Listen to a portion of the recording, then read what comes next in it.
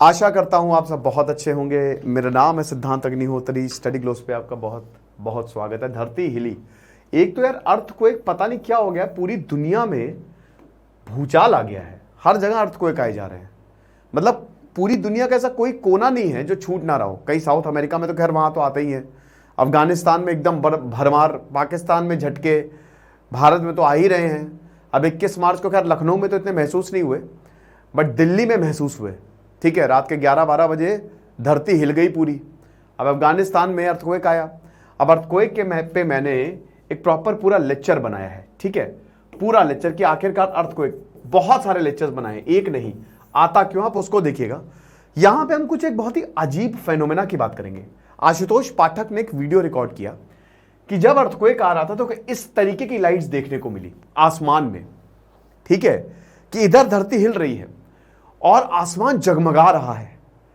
ऐसी ही लाइट्स दोस्तों देखने को मिली थी जितनी बार अर्थक्वेक, जो इंटेंस अर्थक्वेक आए हैं 1975 के अर्थक्वेक में, 2008 के अर्थक्वेक में, जहां मैक्सिको जापान में, तो ऐसा हमको कई जगह देखने को मिला। इनफैक्ट ये वॉल्केनिक इरप्शंस में भी देखने को मिलता है कि इधर वॉल्केनिक इरप्शन हो रहा है और आसमान जगमगा गया, डरावना, एकदम डर गए।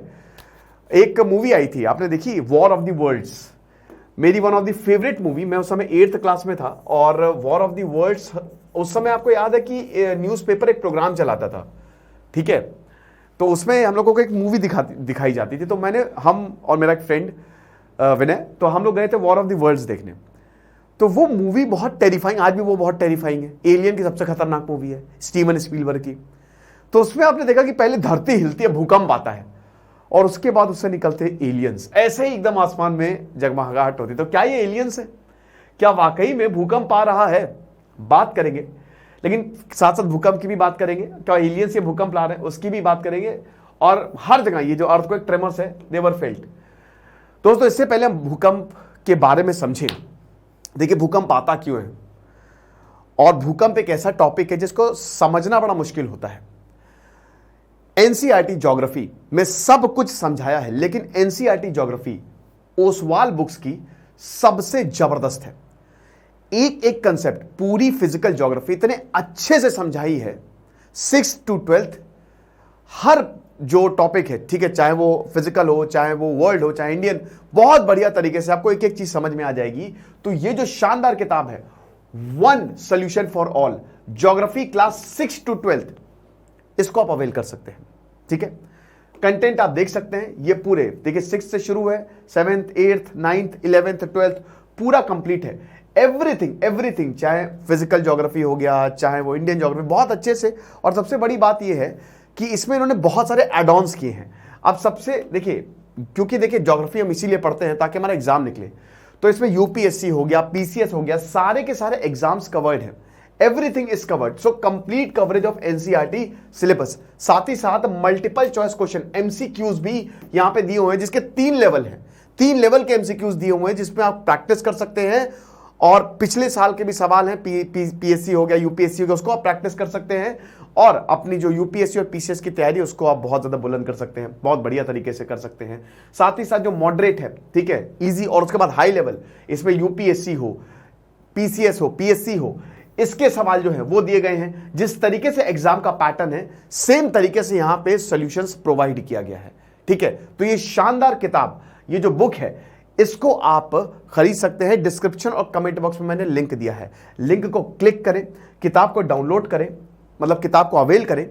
आपको बहुत ज्यादा फायदा होगा, क्योंकि ये जो किताब है, ना ही आपका यूपीएससी बल्कि आपका पीसीएस एग्जाम भी, सारे के सारे एग्जाम, ना सिर्फ UPSC, PCS, every exam you will be able to crack with this one solution. तो डिस्क्रिप्शन और कमेंट बॉक्स में लिंक दिया, उसको जरूर चेक करिए। तो अब हम आते हैं अर्थक्वेक। अब ये जो अर्थक्वेक है, ये अफगानिस्तान में आया मंगलवार को। ठीक है, 6.5 की तीव्रता का ये अर्थक्वेक था, 21 मार्च को ये आया और हम सब हिले।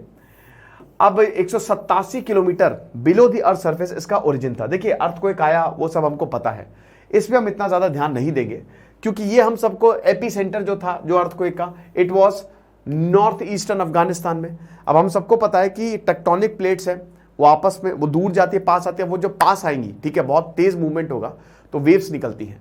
प्राइमरी सेकेंडरी में वो वेव्स डिवाइडेड है, लॉन्गिट्यूडल ट्रांसफर्स, वो ऊपर तक आएंगी, जहां से हाइपोसेंटर वही जहां से अर्थक्वेक, जहां प्लेट का टकराव हुआ, ठीक है, और फिर वो ऐसे से वेव्स निकली, ठीक है, ऊपर गई बहुत तेजी से, अब वो सरफेस पे आई, जो सरफेस उसको कहते हैं एपीसेंटर। अभी मैं आपको बता दूंगा, डायग्राम में बता दूंगा। और वैसे भी अफगानिस्तान क्योंकि हिमालयन रेंज में है, अब हिमालय में इसीलिए इतने सारे भूकंप आ रहे हैं क्योंकि वो अभी भी युवा है।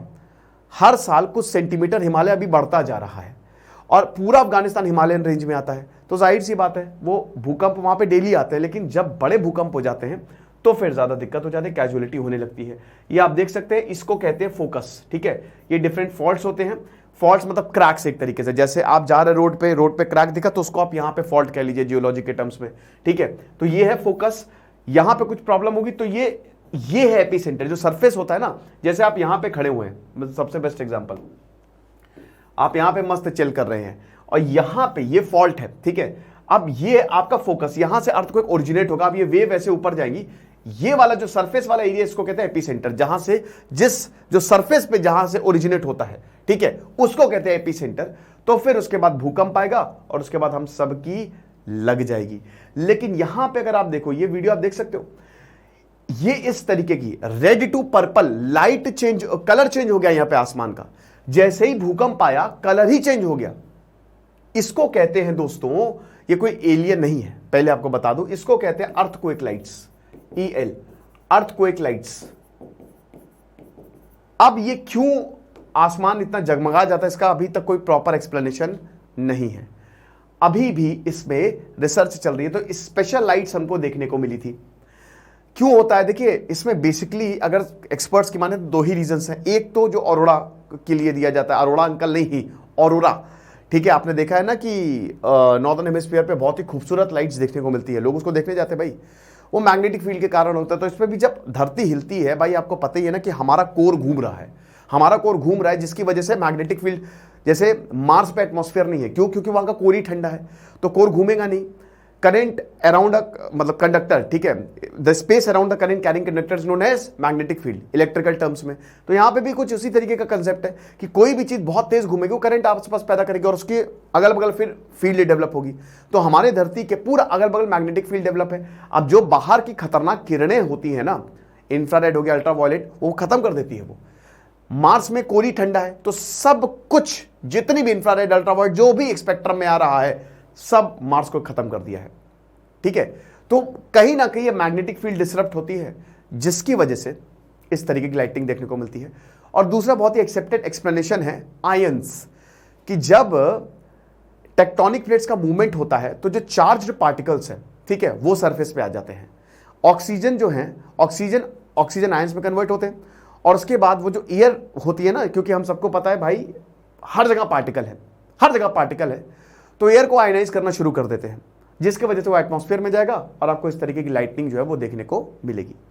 और ऐसा वॉल्केनिक इरप्शन में भी होता है, अर्थक्वेक में भी होता है, वॉल्केनिक इरप्शन में भी होता है। लेकिन ये बड़ा, ये एक तरीके से कह सकते हो कि अभी तक इस प्रॉपर मतलब इसका राज खुल नहीं पाया कि आखिरकार ये लाइट्स होती क्यों है, कि क्यों आ रही है। जब भी अर्थक्वेक आता है भाई डर जाता है इंसान के, अरे बाप रे आसमान का कलर ही चेंज हो रहा है। लेकिन ये दो पॉसिबल एक्सप्लेनेशन दिए हैं, आगे जाके देखेंगे इस पर राज खुलता है नहीं खुलता है। और वेस्टर्न हिमालयाज एक बहुत ही रिस्की जोन है। हम कई बार, मैंने ये भी बताया था ना कि अभी टर्की पे अर्थक्वेक, टर्की में तो बहुत ही भयानक अर्थक्वेक है, दिल्ली बहुत बड़े खतरे में है। तो ये सारी चीज़ें हैं। फिलहाल इस बार अर्थक्वेक पे हम लेक्चर इतना ज़्यादा फोकस नहीं करेंगे, क्योंकि इस पर मैं ऑलरेडी बहुत सारे लेक्चर्स ले चुका हूँ। इसको आप आराम से पॉज करके देख लीजिएगा, ठीक है। और इस तरीके के लेक्चर्स मैंने काफ़ी ज़्यादा लिए हैं। भूकंप पे ही, अकेले भूकंप पे मुझे लगता है कि मैंने कम से कम 50 से 60 लेक्चर्स ले लिए होंगे। तो ये NCERT ज्योग्राफी ओसवाल बुक्स की आप जरूर लें, आपको बहुत ज़्यादा फायदा मिलेगा। डिस्क्रिप्शन और कमेंट बॉक्स में लिंक दिया है। UPSC और PSC पब्लिक सर्विसेज, और अब अगर आप एग्जाम की तैयारी करें तो आपको ये किताब बहुत ज़्यादा हेल्प करने वाली है। दिस इज सिद्धांत अग्निहोत्री साइनिंग ऑफ।